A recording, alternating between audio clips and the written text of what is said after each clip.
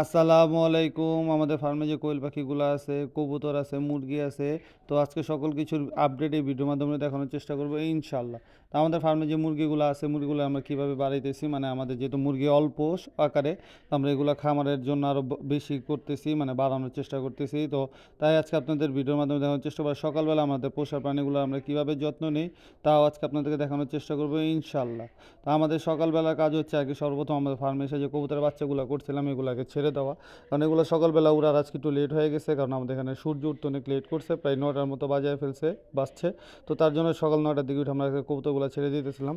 আর আলহামদুলিল্লাহ আমাদের যে বাচ্চাগুলো হয়েছে, বাচ্চাগুলো ভালোই পারফরমেন্স করতেছে, মানে ভালো একটা উঠতেছে, প্রায় ঘন্টাখানিকের উপর উড়ে এখানে সব বাচ্চাগুলো আমরা ছাড়লাম সকালবেলা। তো আলহামদুলিল্লাহ সব বাচ্চাগুলো উঠতেছে।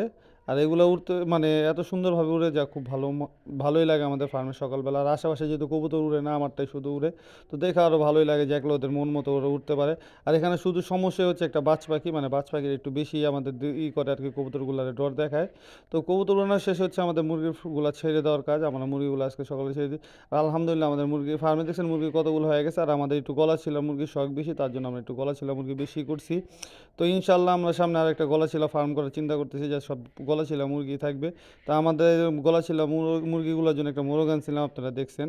তো এই মোরগটা হারায় গেছে, এটা অনেক দুঃখজনক। আমার সাথে এই কাজটা হইলো, মানে একটা মোরগ কিনে আনছি, মোরগটা হারায় গেছে। এটা অনেক কষ্ট লাগছে যে এখন আবার একটা মোরগের জন্য করতে হবে, মানে আনতে হবে, কারণ আমাদের গলাচিলা মোরগটা হারায় গেছে।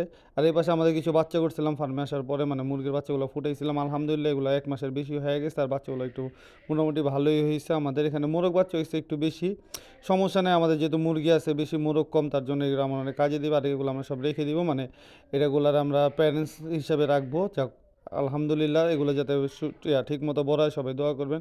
পরের দিকে তার উপরে তাকায় দেখলাম যে আলহামদুলিল্লাহ আমাদের কবুতরগুলো অনেক উপরে চলে গেছে, বাচ্চাগুলো এটা দেখতেছেন এটা ঝুম করে, তার জন্য নিচে মনে হচ্ছে, কিন্তু আলহামদুলিল্লাহ অনেক উপরে চলে গেছে। এই যে আমাদের এক জোড়া বাঘা পেয়ার, এই একটা দ্বিতীয় পেয়ার, আলহামদুলিল্লাহ সবগুলো কবুতর থরে ছিল, এরা ডিম পারেনি। এই যে আমাদের খাকি আর বাঘা মাদিটা, আলহামদুলিল্লাহ।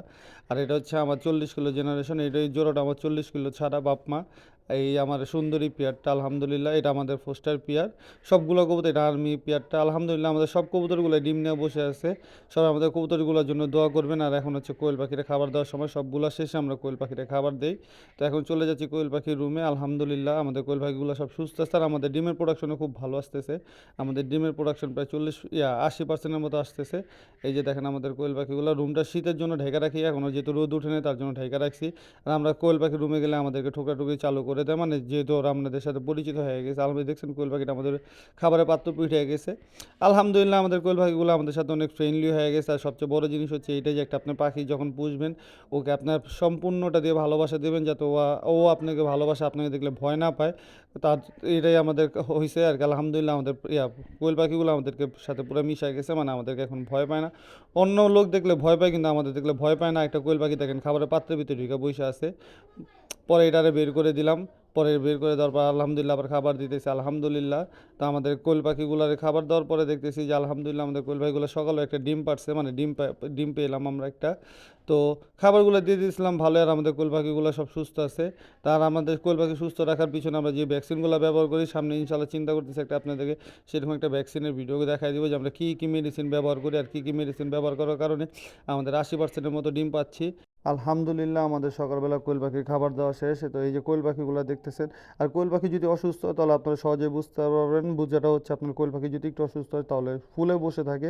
আর এটা ফুলে বসে থাকলে আপনি বুঝতে পারবেন যে কোয়েল পাখিগুলো অসুস্থ। আর সাথে সাথে যদি আপনি ট্রিটমেন্ট করতে পারেন তাহলে কোয়েল পাখিগুলো সুস্থ হয়ে যাবে আলহামদুলিল্লাহ।